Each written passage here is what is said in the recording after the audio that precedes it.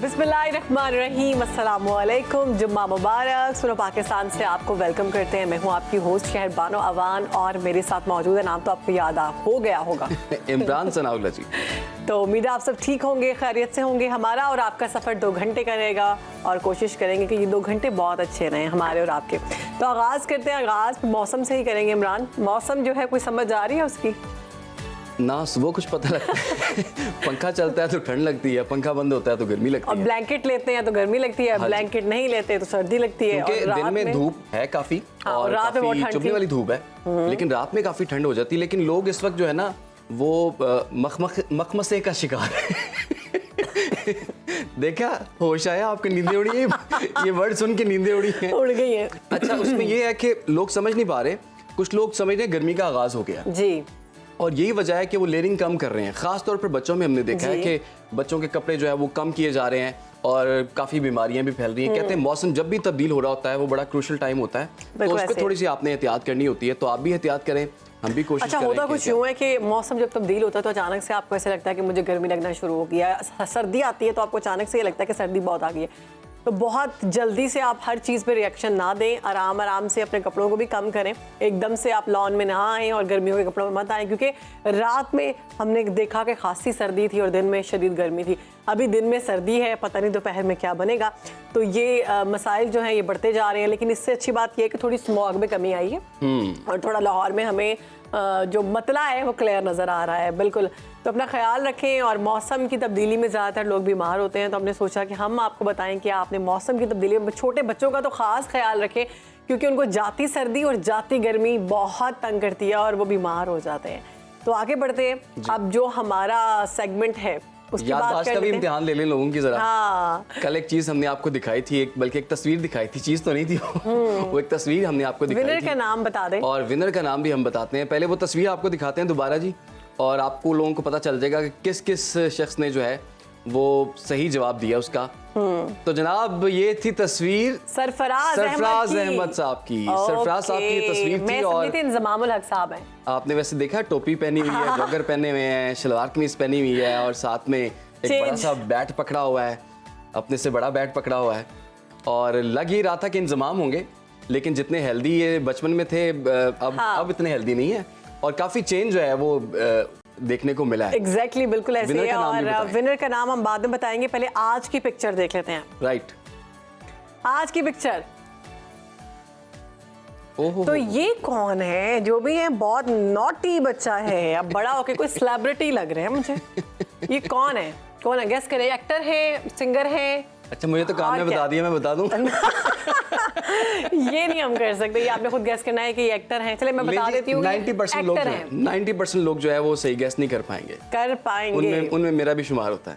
आहा, चले मुझे ये बताएं कि आज के जो हमारे विनर हैं उनका नाम क्या है, क्योंकि हमने इससे पहले बड़ी कोशिश की कि हम निकालें सारा कुछ, लेकिन उसमें 2-3 लोगों के नाम सामने आए। पूरे 2-3 वीक का रिजल्ट है ये, और जो हम लेकर आए आपके सामने, और बहुत सारे लोगों ने इसमें हिस्सा लिया। जिन्होंने हिस्सा लिया उनका बहुत शुक्रिया।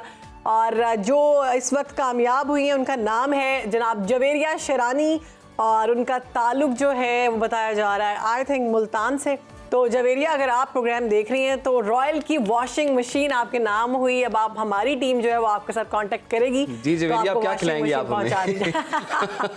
जवेरिया, पार्टी पड़ गई आपको। पार्टी पड़ गई।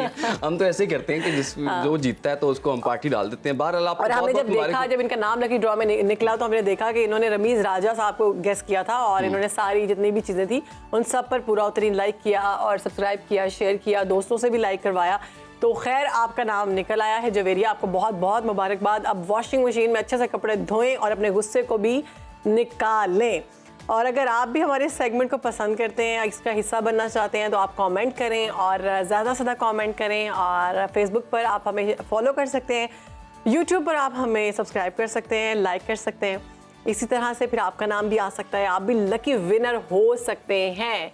तो क्यों ना अब आगे बढ़ा जाए। जी प्लीज़, और कुछ सेहत की बात कर लेते हैं। सेहत की हिफाजत की बात हो रही है, तो यहाँ अपने नाज़रीन को एक और हम खबर से आगाह करते हैं कि आलमी इदारा सेहत यानी कि WHO ने ये खबरदार किया है कि रवा साल के आखिर तक दुनिया के आधे ममालिक को खसरा की वबा का सामना करना पड़ सकता है। जनीवा में होने वाली प्रेस ब्रीफिंग में WHO की सीनियर मुशीर का ये कहना था कि इस साल बहुत से ममालिक में लोगों को खसरा से बचाव के टीके नहीं लगाए गए और उन्होंने खदशा जाहिर किया कि अगर इन ममालिक में जल्द अज जल्द वैक्सीन ना पहुंचाई गई तो वहाँ खसरा तेजी से फैल सकता है। बिल्कुल, खसरा एक वायरल डिजीज़ है जो सर्दियों के इख्तिताम और बहार के आगाज़ में ज़्यादातर लोगों पर असरअंदाज होती है। यानी आजकल जो मौसम चल रहा है इसमें ये खसरा फैलता है। ये बीमारी हवा के ज़रिए सांस लेने, खांसने और छींकने से भी फैलती है। इसके अलामात में शदीद बुखार, खांसी, नाक और आंखों से पानी बहना और जिस्म पर सुर्ख धब्बे बनना है। ये धब्बे बनना स्टार्ट होते हैं, उसके बाद फिर आपकी मज़ीद तबीयत जो है वो ख़राब हो जाती है। कोशिश करें कि इस मौसम में ख़ुद को भी महफूज रखें, अपने प्यारों को महफूज रखें और मेरे ख्याल में तो इसकी वैक्सीनेशन भी है और बच्चों को बाकायदा इसकी वैक्सीनेशन लगाने के लिए कहा जाता है। हमारे बचपन में भी हमारे पेरेंट्स का बहुत शुक्रिया कि उन्होंने हमें खसरे से महफूज रहने के लिए वैक्सीन लगाई है, तो महफूज रह सकते हैं। जिन लोगों ने तो वैक्सीन लगाई हुई है वो तो बेफिक्र रहें, लेकिन खैर अपना ख्याल ज़रूर रखें। बिल्कुल। तो अब इमरान आगे बढ़ते हैं। मेरा पॉइंट ये है कि बचपन में ना कुछ ऐसे खिलौने ज़रूर होते हैं जो आपके बहुत फेवरेट होते हैं, दिल के करीब होते हैं। मेरी तो वो डॉल थी और मैं उस डॉल को बिल्कुल नहीं छोड़ती थी और वो बताया जाता है कि वो डॉल फट गई थी फट गई थी वो, लेकिन उसके बाद पता नहीं उसका मलबा जो है मेरे माँ बाप ने मुझसे लेकर कहीं दबा दिया, फेंक दिया। जब तक मैं होश में थी मैं उस डॉल को नहीं छोड़ती थी। आपका कोई ऐसा खिलौना था? अच्छा, जो लड़के होते हैं ना तो उनके लिए कार्स बड़ी फैसिनेट करती हैं, गन्स, ठीक है, गेम्स वगैरह, साइकिल, ठीक है, इस तरह की चीजें जो है ना उस पे काफी उनका शौक होता है। और अच्छा, एक जर्मनी का एक इंजीनियर है जी, उसकी भी हम आपको कहानी सुना देते हैं कि वो हो तो बड़े गए हैं लेकिन अभी तक जो है बचपना उनसे नहीं निकला। यानी कि मुझे ही देख लें, जैसे आप जैसे मुझसे अभी तक बचपना नहीं निकला। हर इंसान के अंदर एक बच्चा होता है और दिल तो वैसे ही बच्चा है। तो उन्होंने अपनी टॉय कार को क्या बना दिया है? उन्होंने अपनी टॉय कार की सवारी की है और इतनी तेज उन्होंने ड्राइव किया है कि Guinness book of world record में उन्होंने अपना नाम दर्ज करवा लिया। और उसकी स्पीड कितनी होगी, गेस करें आप। स्पीड कितनी स्पीड से चलाया होगा उन्होंने? मैं कैसे गेस कर सकती हूँ, वीडियो ही देख लेते हैं। 148 किलोमीटर पर आवर के हिसाब से उन्होंने इसको ड्राइव किया है। लुक एट दिस, ये टॉय कार है जी और आप देख सकते हैं कोई हिफाजत नहीं है और रिस्क लेके, एडवेंचर लेके उस बंदे ने इसको ड्राइव किया है। बहुत ही हैरान कुन खबर है जो पहुंचाई जा रही है। और ये बच्चों का खिलौना है जिसको ये ड्राइव कर रहे हैं, बच्चों की कार है। किलोमीटर फी घंटा की हैरान कुन मोटरवे पे लिमिट देख लें, और नाम इनका Guinness book of world record में लिख दिया गया है। और इसके साथ साथ ये वीडियो इन्होंने शेयर की है जो लोगों ने बड़ी पसंद की है। छोटी कार रेस जो है ये लोग पसंद कर रहे हैं। अब ये ना हो कि दीगर लोग भी अपनी कार निकाल कर और इस तरह के मुकाबले शुरू कर दें जो कि खतरनाक हैं। तो ऐसी चीज़ें जो है ये प्रॉपर सेफ्टी और सिक्योरिटी के साथ करनी चाहिए। खैर, शौक का कोई मोल नहीं होता, लेकिन शहरबानो, अगर ये मोटरवे पे ड्राइव कर रहे होते हैं ना, 148 पे ड्राइव कर रहे होते हैं, इनका चालान हो जाना था। 120 से ऊपर तो आप जा ही नहीं सकते। जो कि अच्छी बात है, एहतियात करनी है। बहरहाल तो अब सियासी मंजरनामे की बात कर लेते हैं। आज तो जो जुमा है ना वो जुमातुल मुबारक है, बड़ा मुबारक दिन है और बड़ा खुशी का दिन है। दुआ करते हैं कि हमारे मुल्क के लिए भी ये जुमातुल मुबारक हो और उन लोगों के लिए भी बड़ा अहम है जिन्होंने आज असेंबली में पहुंचना है। आज पंजाब असेंबली का सेशन अब से कुछ ही देर बाद तकरीबन 45 मिनट्स के बाद शुरू होने वाला है और इसमें नौमुंतखब अरकान पंजाब असेंबली जो है वो हलफ उठाएंगे और आज से प्रॉपर हुकूमत साजी की तरफ ये मामला जो है वो आगे जाता हुआ दिखाई देगा। पंजाब असेंबली के 371 के ईवान में मुस्लिम लीग नून ने 197 सीटों के साथ वाज़े बरतरी हासिल कर ली है। PTI के हिमायत याफ्ता 109 आज़ाद अरकान का दूसरा नंबर है।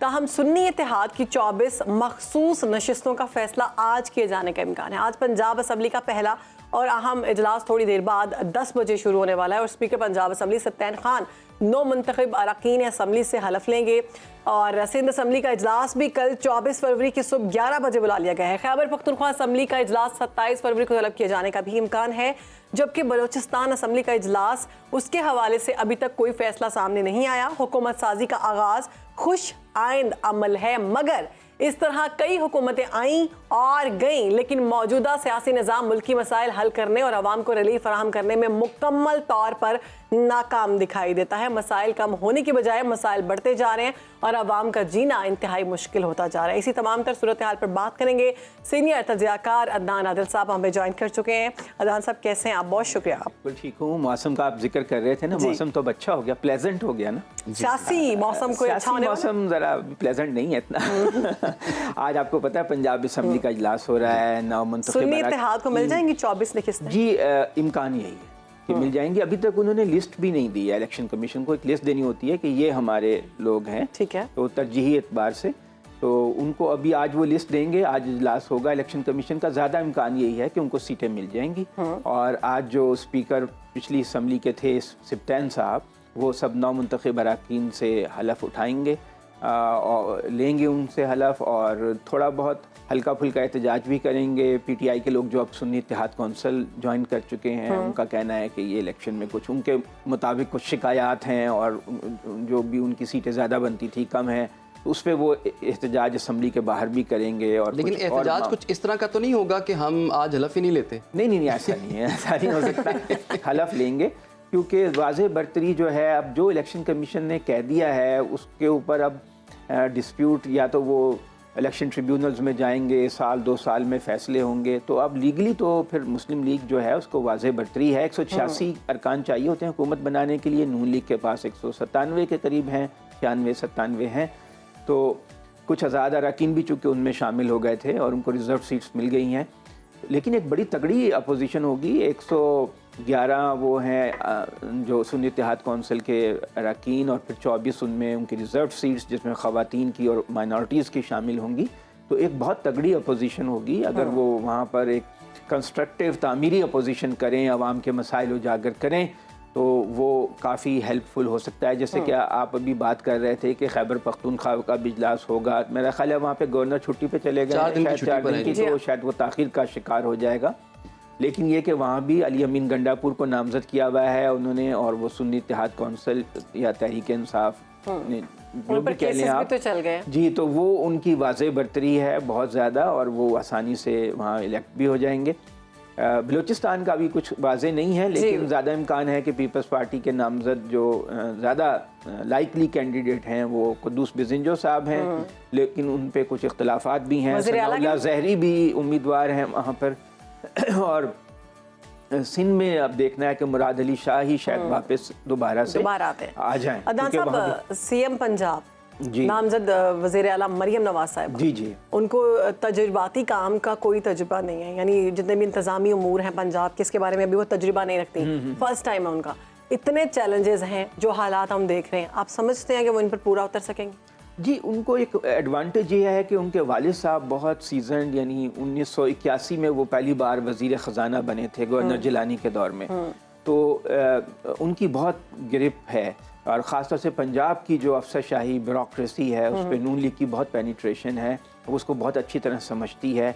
और बहुत कई मरतबा, 4 मरतबा तो वज़ारत आला उनके पास रह चुकी है। तो उनको नवाज शरीफ की, अपने वालिद की सपोर्ट हासिल होगी, और मेरा ख्याल है अहम फैसले उनकी मुशावरत से होंगे कि बैकएंड पे नवाज शरीफ ही चलाएंगे। नवाज शरीफ होंगे, और उनके राना सनाउल्लाह जो हैं वो बड़े एक्सपीरियंस्ड सियासतदान हैं, वो इलेक्ट नहीं हुए हैं, लेकिन वो हो सकता है गवर्नर बन जाएं, या हो सकता है कि वो एडवाइज़र के तौर पर इनफॉर्मल, और बाद में गवर्नर तो पीपल्स पार्टी का पंजाब में आ रहा है, तो फिर ज़िमनी इलेक्शन के ज़रिए भी वो इलेक्ट होकर आ सकते हैं। एडवाइज़र के तौर पर भी, तो डी फैक्टो पहले भी ज़्यादातर जब शहबाज शरीफ वज़ीर आला थे तो राना सनाउल्लाह के बड़े इख्तियारात थे, जी। तो वो एक तरह के डिप्टी चीफ मिनिस्टर थे। तो बहुत से ऐसे एक्सपीरियंस्ड लोग हैं पंजाब में जो उनको हेल्प कर सकते हैं, हेल्प करेंगे। फिर ये कि देखें, पहली बार पंजाब में शायद एक खातून वज़ीर आला आ रही हैं, तो इस तरह से एक वीमेन एम्पावरमेंट भी हो गई है। और अब उन्होंने बहुत से वादे किए हुए हैं, जैसे लाहौर सियालकोट के दरमियान ट्रेन चलाने का वादा है, और कोई बुरे वाला में एयरपोर्ट का है, और फिर वो बिजली का है। ये बताइए, जो वादे किए जाते हैं वाकई पूरे करने के लिए किए जाते हैं? देखिए, अगर नहीं करेंगे तो अवाम फिर अगले इलेक्शन में वोट नहीं देंगे ना, वहाँ के लोग नाराज हो जाएंगे। मुफ्त घर देने का भी किया गया था। हाँ, लेकिन अब ये कि वो उन्होंने बहुत सी अपनी जो पहली स्पीच की उसमें कहा कि ये मेरी रेड लाइन है, फलां चीज़ मेरी रेड लाइन है। तो अब देखना होगा कि वो गवर्नेंस को कैसे इम्प्रूव करती हैं। अब तक आपने जैसे कहा ना कि ये निज़ाम नाकाम हुआ है, तो उसकी एक बड़ी वजह है कि इख्तियार जो है ना सारा लाहौर में मुर्तकिज़ है। अब आप देखिए ना, रहीम यार खान, राजनपुर, तलागंग, ये दूर दराज के इलाके हैं, वहाँ के लोगों को छोटे छोटे मसाइल के लिए लाहौर आना पड़ता है, और फिर ब्यूरोक्रेसी है, MPAs हैं, वो उस चक्कर में लोग उलझ जाते हैं। बहुत छोटा सा काम भी हो तो लाहौर में उन्हें आकर उसको हल कराना पड़ता है। गरीब आदमी तो इतना पैसा भी अफोर्ड नहीं कर सकता ट्रांसपोर्ट का, रिहाइश का, कि लाहौर के चक्कर लगाए। तो एक ज़्यादा अच्छा ये है कि पावर को डिवॉल्व किया जाए नीचे की सतह पे, ज़िली सतह पे और यूनियन कौंसिल की सतह पे बाख्तियार बना जाए लोकल बॉडीज़ को। लोकल बॉडीज़ के इलेक्शन हो साफ शफाफ और उनका जो उनको फंड्स दिए जाएं, इख्तियारात दिए जाएं। जैसे जनरल मुशर्रफ के ज़माने में जो लोकल बॉडी का सिस्टम था वो बहुत अच्छा था, बाख्तियार था। उसको मज़ीद मौसर बनाकर उसको लाना चाहिए ताकि ये निज़ाम आवाम के लिए कुछ कर सके। अच्छा अदनान साहब ये बताइए, ये मरीम नवाज़ जो हैं जब से पॉलिटिक्स में उन्होंने कदम रखा है, बड़े जो अंकल्स हैं ना काफ़ी नाराज़ हो गए हैं। शाहिद खान अब्बासी जो हैं वो पार्टी से दूर हो गए, चौधरी निसार खान दूर हो गए, सीनियर जितने भी लोग थे ना वो थोड़ा बैक एंड पे चले गए हैं। अब पंजाब जब मरीम नवाज़ के हवाले होने जा रहा है, एज ए वज़ीर आला परफॉर्म करेंगी, तो आपको लगता है कि वो पंजाब की जड़ें ज़्यादा मजबूत होंगी या यहाँ पर भी कॉन्फ्लिक्ट जो है वो बढ़ता नज़र आ रहा है? नहीं, ऐसा नहीं है। अमूमन ऐसा होता है कि ख़ानदानी सियासत है ना हमारे मुल्क में। भुट्टो साहब के बाद बेनज़ीर भुट्टो आ गई थी पीपल्स पार्टी में, तो जितने पुराने सियासतदान थे, मुमताज़ भुट्टो, मुस्तफ़ा जतोई, डॉक्टर मुबश्शिर हसन, वो सब पीछे चले गए थे और बेनज़ीर ने उनको अपने करीब नहीं रखा था। उन्होंने यंग लॉट को अपने करीब लाया था, तो अंकल्स को पीछे कर दे क्योंकि उनके होते हुए उनकी शख्सियत दब जाती है। तो यही मामला जो है वो मरियम के साथ भी है। तो जो सीनियर सियासतदान हैं वो उनके साथ कंफर्टेबल महसूस नहीं करते, जैसे शाहिद खान। और ये भी कहा गया कि अंदर की खबर ये थी कि जी हुजूरी नहीं की जाती हमसे। जी,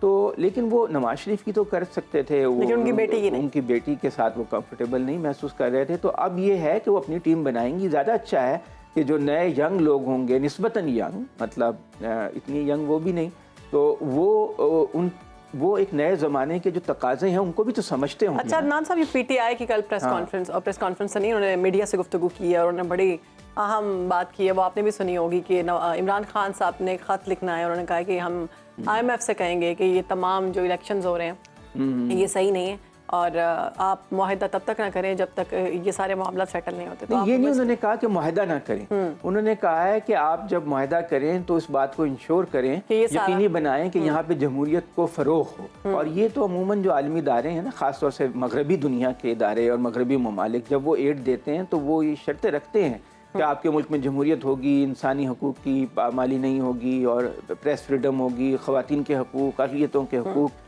ये लेकिन ये मुल्की मफाद के लिए ये चीज़ ठेस नहीं पहुंचाएगी? पहले भी जब IMF ने मुआहदा किया, ये जो अभी चल रहा है इसके भी अभी $1.25 अरब रहते हैं जो मार्च में मिल रहे हैं, $3 अरब का मुआहदा। तो उस वक्त भी उन्होंने तहरीक इंसाफ के लीडर बानी चेयरमैन से मुलाकात की थी IMF के रिप्रेजेंटेटिव ने। तो वो हर पार्टी को, बड़ी पार्टी को एतमाद में लेते हैं और उन्होंने तब भी ये कहा था कि इलेक्शन जो हैं अगर फ्री फेयर हों तो मैं इस मुआहदे को सपोर्ट करता हूँ। तो अब भी तकरीबन वही बात वो कह रहे हैं, लेकिन ये कि उसको ज़्यादा, अब उनकी पार्टी चूँकि बहुत दबाव में है, उनको बहुत शिकायत हैं इलेक्शन रिजल्ट से, तो वो चाह रहे हैं कि प्रेशर टैक्टिक के तौर पर इसको इस्तेमाल करें। लेकिन अगर उसमें मुल्क को नुकसान होता है नहीं, तो मुल्क को नुकसान नहीं, मेरा नहीं ख्याल कि वो ऐसा काम करेंगे, क्योंकि अगर मुल्क को नुकसान होगा तो उनकी सियासत को भी नुकसान होगा। अगर वो ये कहेंगे कि एड ही ना दो तो मुल्क को नुकसान हो तो फिर तो लोग उनके पीछे उनकी हिमायत तर कर देंगे। तो इसलिए उनकी अपनी सियासत का भी ये तकाजा है, उनका अपना भी मुफाद इसी में है कि वो ऐसा हार्ड स्टांस नहीं लेंगे। जब आपने जैसे कहा कि वो प्रेशर बढ़ाना चाहते हैं, तो अब तो उनके तमाम अरकान जो हैं वो बड़ी तादाद में असम्बलियों में पहुंच चुके हैं। जो प्रेशर बढ़ाना है वो असम्बलियों में बढ़ाया जा सकता है। आपने जैसे कि कहा पंजाब में इतनी स्ट्रॉन्ग है, वफाक में इतनी स्ट्रॉन्ग अपोजिशन होगी, जी, तो ये ज़रूरत अगर ना भी पेश आती, IMF को इसमें ना ही इन्वॉल्व किया जाता। आपको पता है कि मुल्क के इतने मुआशी हालात इतने ख़राब हैं, तो ये पत्ता जो है वो मुझे तो नज़र आ रहा है कि ये नेशनल इंटरेस्ट के ख़िलाफ़ है। जी, देखिए, अगर तो वो ये कहते हैं कि पैसे ना दो फिर तो नेशनल इंटरेस्ट के ख़िलाफ़ होगा। लेकिन अगर वो कहते हैं कि भाई आप अपना जोर लगाएं कि यहाँ इलेक्शन जो है फ्री फेयर इंश्योर किए जाएँ, फिर तो ठीक है कि भाई अब जो उनकी शिकायत हैं, अब इलेक्शन ट्रिब्यूनल में 5-5 साल तक फैसले नहीं होते।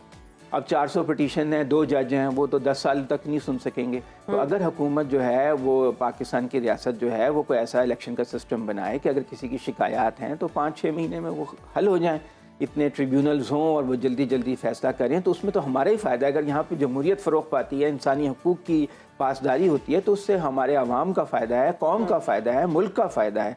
जमहूरियत के फ़रोग़ में तो किसी का नुकसान नहीं है।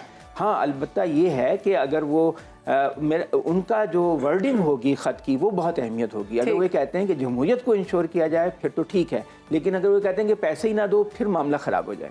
ठीक है सर, बहुत बहुत शुक्रिया। नादिल साहब हमारे साथ मौजूद थे और हमारी सुबह आपके आने से मज़ीद खुशगवार हो जाती है। और तमाम तर जो सियासी मंजरनामा था वो आपके सामने पेश किया गया। एक छोटी सी ब्रेक के बाद हाजिर होते हैं।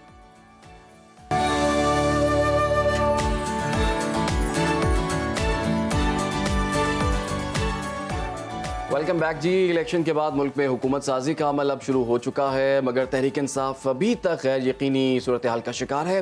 PTI के आज़ाद उम्मीदवार सुन्नी इत्तेहाद में शामिल हो चुके हैं, लेकिन दरख्वास्त के बावजूद सुन्नी इत्तेहाद को पंजाब और सिंध में मखसूस नशस्तें अलॉट नहीं की गई। और इसी तरह खैबर पख्तूनख्वा में भी सूरत हाल गैर वाज़ेह है कि वहाँ कैसे हुकूमत बनेगी। मखसूस नशस्तें ना मिलने से ऐवान कैसे मुकम्मल होगा। क्या PTI के आज़ाद उम्मीदवार आज पंजाब असम्बली में हलफ उठाएंगे या नहीं। अगर PTI और सुन्नी इत्तेहाद को मखसूस नशस्तें ना मिली तो फिर तहरीक इंसाफ की हिकमत अमली क्या होगी। बिल्कुल, इसी पर बात करने के लिए हमारे साथ मौजूद हैं PTI के सीनियर रहनुमा बैरिस्टर मोहम्मद अली सैफ साहब। बहुत शुक्रिया आपके वक्त का। सर, पंजाब असम्बली का इजलास होने जा रहा है, सुन्नी इत्तेहाद को मखसूस नशस्तें अलॉट नहीं की गई अभी तक। क्या PTI के हिमायत याफ्ता आज़ाद उम्मीदवार आज पंजाब असम्बली में हलफ उठा रहे? जी शुक्रिया। देखें, जहाँ तक हलफ उठाने का ताल्लुक है वो तो पार्टी ने फैसला किया है कि हमारे अरकान हलफ ज़रूर उठाएंगे। लेकिन जहाँ तक ताल्लुक है इस हथकंडे का जो PTI के खिलाफ इस्तेमाल किया जा रहा है, खुसूसी तौर पर कि हमें अपनी रिजर्व सीट से महरूम किया जा रहा है, और शायद इस वजह से ख्वाहिश शायद ये है कि इस तरह से इनकी तादाद कम होगी तो अपोजिशन कमज़ोर रहेगी। मेरे ख्याल में यही वो सबसे बड़ा सवाल है कि जो हमें ना सिर्फ पाकिस्तानी जमहूरियत के कंट्रोल करने वालों से पूछना चाहिए और ना सिर्फ जो है हमें अपनी अदालतों से भी पूछना चाहिए, क्योंकि अदालतों का ये काम है कि वो कानून के मुताबिक सिस्टम को चलाएं। हम अदालतों में भी गए, हमने अदालतों से भी रिलीफ मांगा कि हमें बतौर पाकिस्तान की सबसे बड़ी पार्टी और सबसे ज्यादा वोट लेने वाली पार्टी की हैसियत से हमें रिजर्व नशिस्तें दी जाएं। अदालतें भी खामोश हैं और इलेक्शन कमीशन ने मैं ये समझता हूँ कि जो गैर जानिबदारी को साइड पे रखते हुए एक तासुब का मुजाहरा करते हुए ये सारे इकदाम किए हैं। बैरिस्टर साहब, अगर PTI और सुन्नी इत्तेहाद को विफाक में पंजाब और KP में मखसूस नशिस्तें नहीं मिल पाती तो फिर आपकी हिकमत अमली क्या होगी फिर? देखिए, हिकमत अमली तो हमारी यही है कि हम भरपूर कोशिश कर रहे हैं कि हमें मखसूस नशिस्तें मिलें, लेकिन अगर नहीं मिलती तो फिर यकीनन हमारी तादाद मरकज़ में और पंजाब में, सिंध में कम होगी, और कम होने की वजह से हम अपोजिशन में ही बैठेंगे। लेकिन KP में सूरत हाल मुख्तलिफ है। KP में हमें मखसूस नशिस्तें मिलें या ना मिलें, हम मेजॉरिटी में हैं और हमारे पास इतनी तादाद है कि हम बगैर किसी और पार्टी की सपोर्ट की हुकूमत बना सकते हैं, तो वहाँ इंशाल्लाह हम हुकूमत बनाएंगे। बैरिस्टर साहब, PTI की जानिब से और आपने भी ये दावा किया है कि हम हुकूमत बना सकते हैं, विफाक और पंजाब में हुकूमतें बनाएंगे। मखसूस नशिस्तों के बगैर ये कैसे मुमकिन होगा? नहीं जी, मैंने कहा कि अगर मखसूस नशिस्तें हमें नहीं मिलती और या हमें वो नशिस्तें नहीं मिलती जो कि हम समझते हैं कि हम जीत चुके हैं, फॉर्म 45 के हिसाब से हम कौमी असम्बली में 80 सीटें और समझते हैं कि हम उसके हकदार हैं। अब अगर वो हमें नहीं दी जाती और कानून की खिलाफ वर्जी करते हुए हमें उनसे महरूम किया जाता है तो फिर हम अपोजिशन में बैठेंगे और अपोजिशन करेंगे। लेकिन KP में हमारे पास इतनी स्ट्रेंथ है कि हम मखसूस नशिस्तों के बगैर भी अपनी हुकूमत वहाँ बना सकते हैं। अच्छा बैरिस्टर साहब, बानी PTI के बारे में कहा गया कि उन्होंने IMF को खत लिखने का फैसला किया है और धांधली की तहकीकात के बाद इमदाद देने से रोका जाए, ये उन्होंने कहा है। क्या आपको नहीं लगता कि ये PTI की जानिब से ये जो चीज़ सामने आ रही है, इकदाम किया जा रहा है, कौमी मफाद में नहीं आता? देखें, मेरे ख्याल में बानी PTI की तरफ से जो बयान आया है, अली जफर साहब ने जो बात की है उसको थोड़ा सा और मुख्तलिफ रंग दे के पेश किया जा रहा है। बानी PTI एक मुहब्बे वतन शख्सियत है और उन्होंने कभी भी पाकिस्तान के मफाद के खिलाफ काम नहीं किया, लेकिन ये एक बैनुल अक़वामी कानून का और जो फाइनेंशियल इंस्टीट्यूशंस हैं जैसे IMF is one of them, उनका ये तरीका कार है कि वो डेमोक्रेटिकली इलेक्टेड गवर्नमेंट के साथ बात करते हैं और उनकी तरफ से बार बार ये बात आ चुकी है कि पाकिस्तान को हम तभी एक संजीदा मुल्क अपनी सपोर्ट के लिए कंसिडर करेंगे अगर वहाँ पे डेमोक्रेटिकली इलेक्टेड ट्रांसपेरेंट किस्म के इंतखाबात के बाद हुकूमत कायम हो। तो इन इंतखाबात पर तो फाइनेंशियल टाइम्स, ब्लूमबर्ग और दुनिया के बड़े इदारे जैसे फिच रेटिंग है, उनकी तरफ से बाकायदा कमेंट्स आ चुके हैं कि पाकिस्तान में जो इंतखाबात हुए वो शफाफ नहीं है। बट आपको नहीं लगता कि इस टाइम इस तरह का कोई बयान आना PTI की जानिब से, उनके बानी की जानिब से ये एक बैड इम्पैक्ट पैदा कर सकता है आवाम की नज़रों में, और दूसरा ये मुखालिफिन को मौका दे रहा है कि वो आपके खिलाफ बोल सकते हैं इस पॉइंट को लाकर? जी, ये जो आखिरी पॉइंट है आपका कि मुखालिफिन को बोलने का मौका, मुखालिफिन को तो बोलने का मौका चाहिए, वो तो इस बात को एक्चुअली सियाक़ो सबाक से हट के, कॉन्टेक्स्ट से हट के तोड़ मरोड़ कर अब इस पर अपनी सियासत चमकाएंगे। अवाम को पता है, देखें अवाम को इसलिए पता है कि बानी पीटीआई का और पीटीआई का ये मौक़िफ़ हमेशा से रहा है। हमने जब पीडीएम की हुकूमत थी उस वक्त भी आईएमएफ के हवाले से यही बात की थी, और उसके बाद जब केयर टेकर गवर्नमेंट थी और आईएमएफ का वफद आया था उनके साथ भी ये बात की थी और आज भी यही बात करें। और इन तमाम बातों के बावजूद पाकिस्तान के अवाम ने पीटीआई को सबसे ज्यादा तादाद में वोट दिए। इसका मतलब है कि अवाम को कोई प्रॉब्लम नहीं सर ये बताइएगा, हमारे सियासी मुखालिफिन को प्रॉब्लम है। जी, सियासी मुखालिफिन को आपके ख्याल में प्रॉब्लम नजर आ रहा है, तो ये बताइए पंजाब और केपी में तो आपने हुकूमतें अपनी ख़त्म की थी, विफाक से भी आपने इस्तीफे दे दिए थे, अब नई गवर्नमेंट फॉर्म हो रही है, नया टेन्योर जो है वो शुरू हो रहा है, अब पार्लिमानी सियासत में आप रहेंगे या एक मरतबा फिर से हम पाकिस्तान तहरीक इंसाफ को सड़कों पर देखेंगे एहतजाज करते हुए? देखें, हमने इंतखाबात में हिस्सा लिया इसलिए लिया कि हम पार्लियामेंट का हिस्सा बनकर सिस्टम को ठीक करना चाहते हैं, लेकिन हमें उस हक से महरूम किया गया धांधली और बददियानती के जरिए, और हमारी जीती हुई सीटें हमसे छीन ली गई हैं, जो कि पूरी दुनिया उस पर मतलब शोर कर रही है कि ये नहीं होना चाहिए था। अब रह गई बात हमारी मुस्तकबिल की हिकमत अमली का।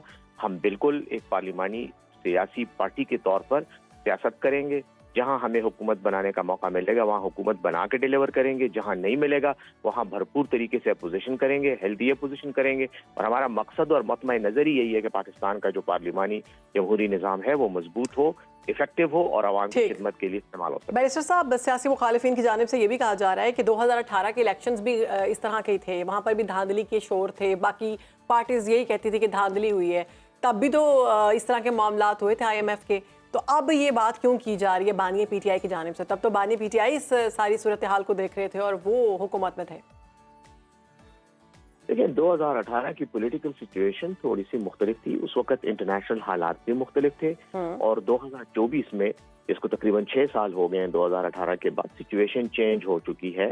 इस वक्त पीटीआई पाकिस्तान की सबसे बड़ी जमात है, ये मैं नहीं कह रहा, ये आप इलेक्शन कमीशन में डाले गए जो वोटों का रिकॉर्ड जो वो खुद मानते हैं जी। 5 पॉलिटिकल पार्टीज को मिलाकर जितने वोट बनते हैं पीटीआई के वोट उससे ज्यादा हैं। हमारे पास इस वक्त तकरीबन तमाम असेंबलियों में सीटें हैं, लेकिन हमें हरवाया गया है, हमें जबरदस्ती रिजल्ट को फज करके हमें कमजोर करने की कोशिश की गई है। ये टोटली डिफरेंट सिनेरियो है। 2018 के साथ कंपैरिजन करना बिल्कुल मैं समझता हूँ मंतकी बात ही नहीं है। इन सूरत हाल में पीटीआई एक डिफरेंट पोजीशन के साथ बात कर रही है, और इंटरनेशनल हालात भी डिफरेंट है, हमारे माशी हालात भी डिफरेंट है। 17 महीने की आपकी पीडीएम की हुकूमत रही, 1 साल तकरीबन आपने केयर टेकर की हुकूमत तो रही। अभी तो पीडीएम 2.0 आ रही है, आप क्या समझते हैं मुल्क के हालात मजीद बदतर होंगे? मेरी दुआ है कि अल्लाह मजीद बदतर होने से बचाए, लेकिन ये जो हुकूमत में आने वाले हैं और इनके जो हरकतें हैं और इनका जो सीवी और माजी का रिकॉर्ड है उसके होते हुए तो मैं नहीं समझता कि हमें कोई ज्यादा खुशफहमी का शिकार होना चाहिए। इसीलिए तो हम बार बार कह रहे हैं कि अवाम के मुंतखब नुमाइंदों को हकीकी अंदाज में इख्तिदार दो, ताकि अवाम के इत्मीनान और तसल्ली के मुताबिक हुकूमत चलाई जाए। बैरिस्टर साहब, आखिर में सर ये बताइएगा, अब 3 मार्च को इंट्रा पार्टी इलेक्शंस भी पाकिस्तान तहरीक इंसाफ के होने जा रहे हैं, जब आपने करवाए हैं तब उसको चैलेंज कर दिया गया, और यही वजह थी कि ना तो बल्ला आपको मिला, ना ही बतौर जमात आप इलेक्शन लड़े थे। तो इस बार इंट्रा पार्टी इलेक्शन की कबूलियत होगी? ऐसे अच्छे इलेक्शंस करवा पाएंगे आप?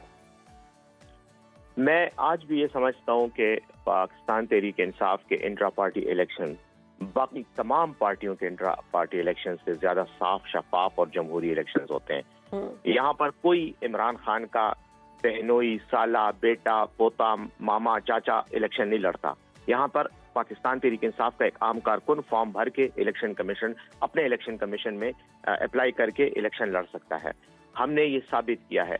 पिछली बार तब अभी ये हुआ, लेकिन बदकिस्मती से पाकिस्तान सुप्रीम कोर्ट को पाकिस्तान तहरीक इंसाफ के बल्ले के निशान में ही खराबी नजर आई और उन्होंने हमें बल्ले के निशान से महरूम कर दिया। लेकिन सुप्रीम कोर्ट को भी और उन लोगों को जिन्होंने ये हरकत की उनको अवाम ने अपने वोट की ठप्पों से जवाब दे दिया कि आज भी हम बानी तहरीक इंसाफ के साथ खड़े हैं, उसी पर यकीन रखते हैं। तो मैं ये समझता हूँ मार्च का इलेक्शन भी इसी तरह ही होगा, साफ शफाफ होगा, जमहूरी होगा। मार्च के इलेक्शन भी ऐसे होंगे। बहुत शुक्रिया, आप हमारे साथ मौजूद थे। बैरिस्टर मोहम्मद अली सैफ साहब और पीटीआई की तर्जुमानी कर रहे थे। उनकी जानिब से कहना था कि अगर हमें मखसूस नशिस्तें नहीं मिलती तो हम अपोजिशन में बैठेंगे। एक छोटी सी ब्रेक के बाद हाजिर होते हैं।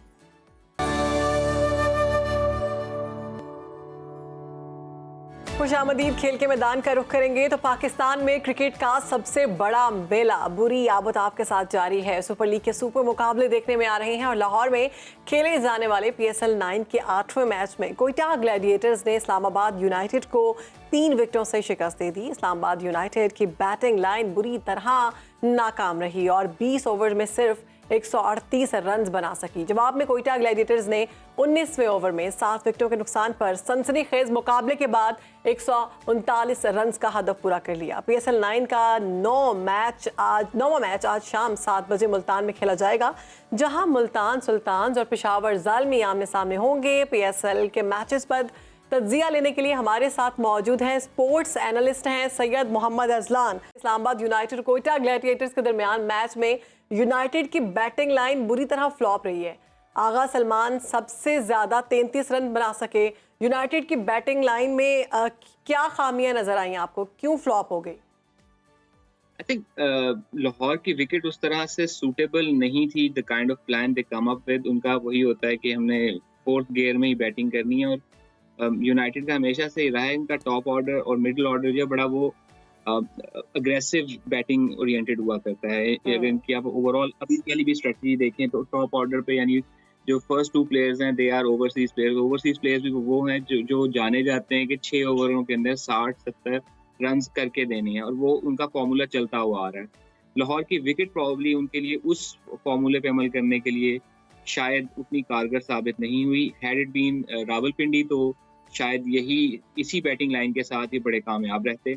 यही चीज़ हमें मुल्तान सुल्तान्स के केस में भी देखने को मिल रही है कि मुल्तान सुल्तान्स, अब मुल्तान का तो कहा जा रहा है कि पहले वहाँ पे सिर्फ एक किला था जो कि वो हुसैन आगाही बाजार के पास है, अब 2 किले हो गए। दूसरा किला मुल्तान सुल्तान का किला है जो कि मुल्तान क्रिकेट स्टेडियम। अब देखना यही होगा कि जिस फॉर्मूले के तहत वो मुल्तान में जीतते हुए आ रहे हैं, क्या वो आउटसाइड मुल्तान भी उसी तरह से खेल पाते हैं? So that would be interesting. अच्छा अजलान, ये बताइएगा, ये जो कल का मैच था उसमें हमने देखा बड़ा लो स्कोरिंग ये मैच था, लेकिन इतना लो स्कोरिंग होने के बावजूद जब चेस करने जा रही है टीम तो उसको भी 20वें ओवर तक जाना चाहिए था। देखें, जैसा वो कहते हैं ना, जो आसान गाना होता है ना वही सबसे मुश्किल होता है। तो लो स्कोरिंग मैचेस अक्सर थ्रिलर बन जाया अक्सर थ्रिलर बन जाते हैं। और PSL के केसेस में ये रहा है कि हिस्टोरिकली भी लो स्कोरिंग मैचेस जो हैं वो क्लिफ हैंगर बन गए, आखिरी ओवर में जाके उसके फैसले हुए।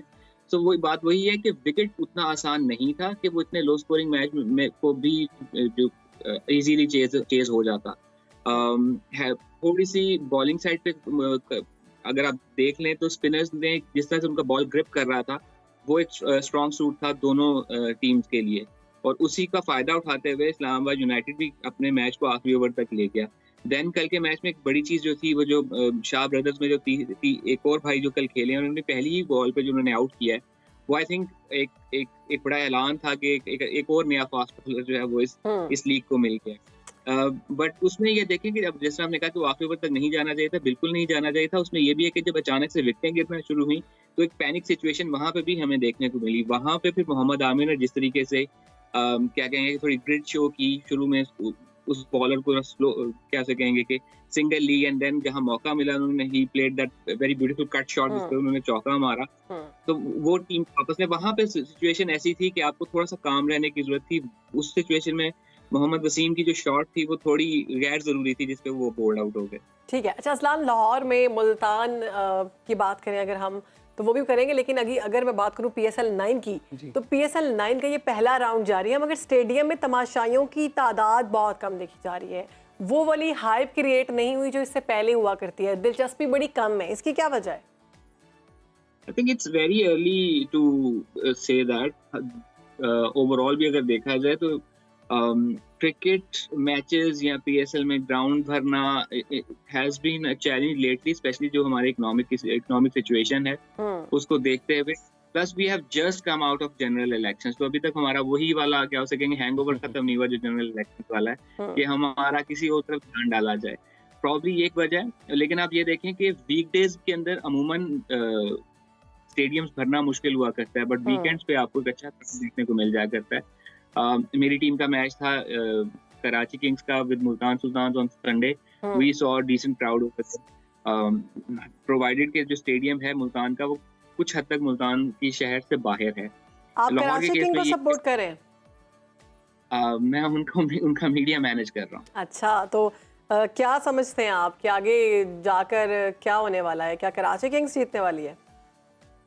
मैं तो यही चाहूंगा, बिकॉज हमारी टीम का कॉम्बिनेशन काफी बेहतर है। It's a new look side, और we have invested into a plan के जो सिर्फ इस सीजन में नहीं, अगले 5 साल के लिए कराची किंग्स को सर्व कर सकें। इस तरीके से इन्होंने भी लोकल कोर जो है वो नई डेवलप किया है, because we brought in players, जो कुछ 5 प्लेयर्स हमारी टीम में ऐसे हैं जो कि अंडर 23 हैं। दिस अच्छा। शोज कि we are looking in. Azlan, ये बताइएगा, आज जो मैच हो रहा है मुल्तान सुल्तान्स और पेशावर ज़ल्मी का, मुल्तान इस वक्त टॉप पोजीशन पर है और सबसे निचली पोजीशन पर इस वक्त पेशावर ज़ल्मी है। आपको लगता है ज़ल्मी जो है वो एक अच्छी टीम हुआ करती थी और इतना अच्छा परफॉर्म नहीं कर पा रही, कैसे कम बैक करेगी आने वाले मैचेस में ये?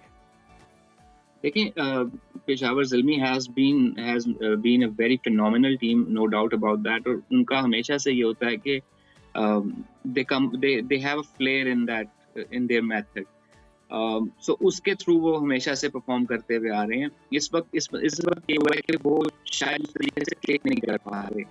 अपने शुरू के दोनों मैचेस में उनको कामयाबी नहीं मिली, बट मुल्तान, और यहाँ पे उनके लिए प्रेशर ये हुआ कि मुल्तान को इस वक्त मुल्तान के अंदर हराना अच्छा अजलान, वक्त खासा कम है, हमें मुश्किल जाते काम। जाते बता दें कि साबिक ऑलराउंडर अब्दुल रज़ाक कहते हैं कि बाबर आजम को कप्तानी नहीं करनी चाहिए। आप क्या समझते हैं इस बारे में? I think this is a decision that Babar has to take, या उनकी जो टीम मैनेजमेंट है उनको लेना चाहिए। इट्स वेरी इजी कि हम बाहर बैठ के उस पर कोई भी तबसरा कर दें, बट जो सिचुएशन इस वक्त टीम मैनेजमेंट के डिसीजन होते हैं या जो ग्राउंड की रियलिटी होती है वो शायद उस तरह से नहीं होती। लेकिन अगर बाबर आजम पीएसएल में भी कप्तानी नहीं करेंगे तो फिर कहाँ कप्तानी करेंगे? जब हम कहते हैं कि जो नेशनल साइड की कप्तानी के लिए तैयार नहीं है, तो पीएसएल हो गया, डोमेस्टिक क्रिकेट हो गई, ये ऐसे मौके होते हैं कि जहाँ ठीक है अजलान, बहुत शुक्रिया, आपने हमें वक्त दिया और PSL 9 के बारे में आपने हमें बताया कि टीमें किस तरह से परफॉर्म कर रही है, किस तरह से परफॉर्म करना चाहिए। एक ब्रेक ले रहे हैं, ब्रेक के बाद हाजिर होते हैं। आपने कहीं जाना नहीं, देखते रहिए सुनो पाकिस्तान।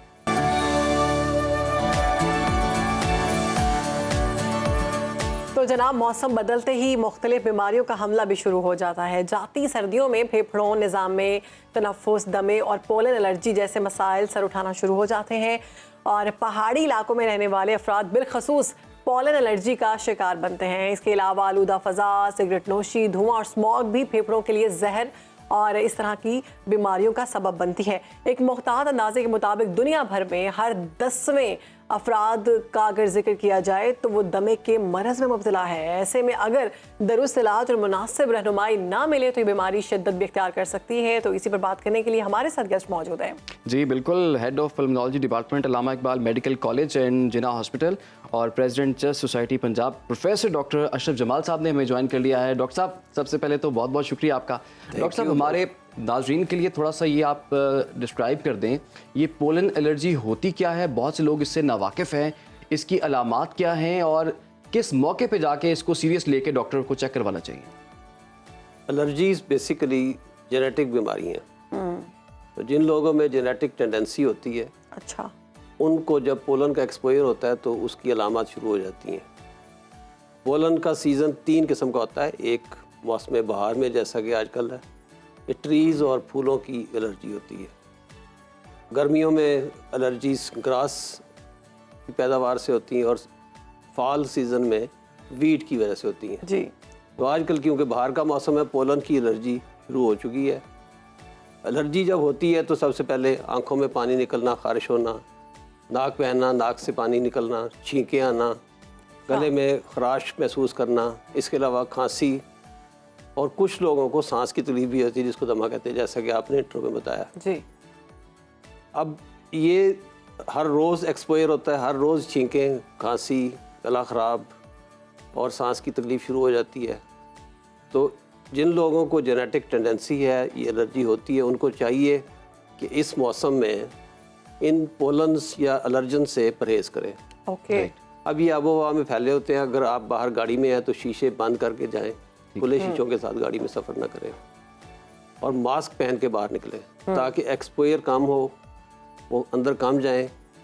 इसके अलावा आप नॉर्मल सलाइन से नोज़ को वॉश कर सकते हैं रोज़, ताकि कम एलर्जेंस उधर स्टे करें और कम एलर्जी हो। जिसे नेबुलाइज भी किया जाता है। नहीं, आम नॉर्मल सलाइन पानी जो है उससे नाक को साफ़ करें। ठीक है, अगर लंग्स की एलर्जी हो चुकी है तो फिर आपको बेहतर है कि किसी मुस्तनद डॉक्टर से रब्ता करें वो आपको ऐसी अद्वियात बताएंगे, जैसे नेबुलाइज़र इन्होंने बताया। नेबुलाइज़र से दवाई अंदर जाएगी और वो उस बेसिकली पोलन से होता क्या है, जी पोलन से जब पोलन अंदर जाते हैं तो बॉडी रिएक्ट करती है, तो सोजिश हो जाती है नाक में, आँखों में और लंग्स की नालियों में।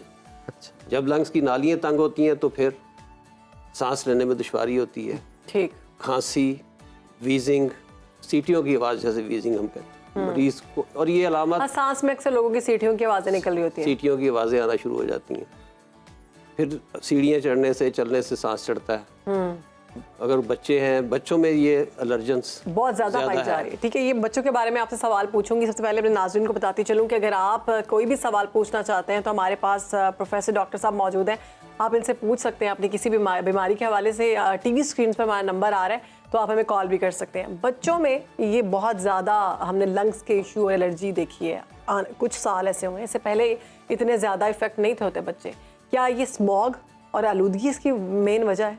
हाँ, ये पाकिस्तान में बदकिस्मती से पूरे साल में कुछ ना कुछ आबो हवा में पोल्यूशन चलती रहती है। जी गाड़ियों का धुआं, फैक्ट्रीज़ का धुआं, फिर नवंबर दिसंबर में स्मॉग आ जाता है। स्मॉग बेसिकली स्मोक और फॉग के मिलने से बनता है और ये सस्पेंड हो जाता है। इसके सस्पेंड होने से फिर ये सारा सांस के ज़रिए अंदर जाता है। तो ये जो सांस की नालियाँ, नाक और गले की जो म्यूकस कोटिंग है बड़ी नाजुक होती है जी वो पहले इरिटेबल हुई होती है, फिर जब एलर्जीज का मौसम आता है तो फिर ज़्यादा हो जाती है। तो बच्चों में क्योंकि बच्चों के लंग्स बड़े नाजुक होते हैं, उनमें एलर्जीज का असर ज़्यादा होता है और उन बेचारों को स्कूल से छुट्टी करनी पड़ती है। ठीक। तो ऐसे हालात में जब ये मौसम पोलन्स का आए तो बच्चों को बाहर जाने से ज़रा मना किया ठीक है, जाए। बच्चों को बाहर जाने से रोकें। हमारा नंबर जो है वो टीवी स्क्रीन पर चल चुका है, दोबारा से फिर चलाया जाएगा। आप कॉल भी कर सकते हैं और अपने मसाइल का हल भी जान सकते हैं। अब मेन चीज़ ये है कि बच्चे को ये एलर्जी हो गई है, सिम्टम्स क्या हैं, कैसे पता चलेगा कि पोलन एलर्जी है या लंग्स का इन्फेक्शन हुआ हुआ है? देखें, इस मौसम में इन्फेक्शंस भी ज़्यादा होती हैं, जी। इस मौसम में एलर्जीज़ भी ज़्यादा होती हैं। तो मैं आपके तवज्जो से नाजरीन को ये बात बताना चाहता हूँ कि अगर बुखार के साथ छींकें, नाक का बहना, गला ख़राब होना, तो ये इन्फेक्शन है। ठीक है, और आम तौर पे इन्फेक्शन वायरल होती है बच्चों में। ऐसे तो हर बच्चे को एंटीबायोटिक्स, आज हमारे माँ बाप फ़ौरन एंटीबायोटिक शुरू कर देते हैं। वायरल में एंटीबायोटिक की कोई ज़रूरत नहीं, अच्छा, जस्ट सिम्टोमेटिक ट्रीटमेंट दे, पैनाडोल दे, एरिनेक दे, स्टीम दे। स्लोली से जान हाँ। छूटेगी। और वो अगर एक पुरानी कहावत है कि if you treat the flu it will take 7 days, if you don't treat it will take 1 week। Okay. अच्छा सर, ये बताइए, ये जो दूसरा, सॉरी इसको कंप्लीट कर लूँ। दूसरा है कि कुछ बच्चों को एलर्जी हो जाती है।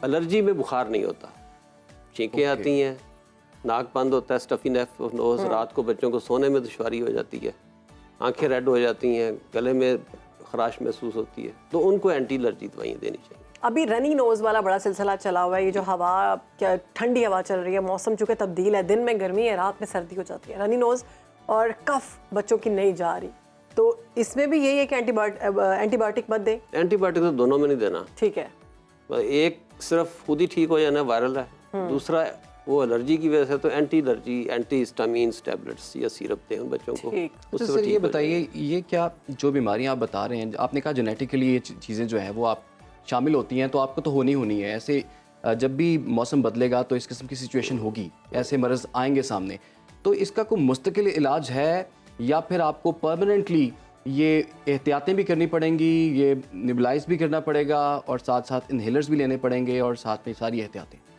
नहीं, कोई ऐसी अद्वियात नहीं है कि जिससे हमारे जेनेटिक्स चेंज हो जाए।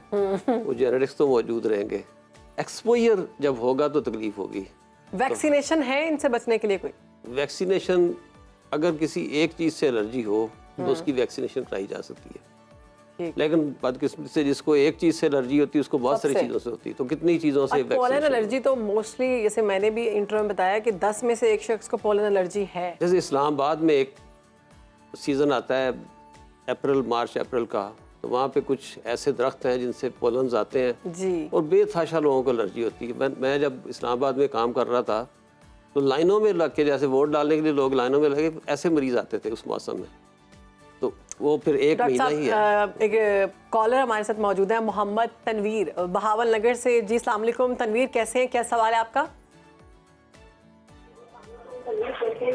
अब प्लीज टीवी की आवाज बंद कर दें।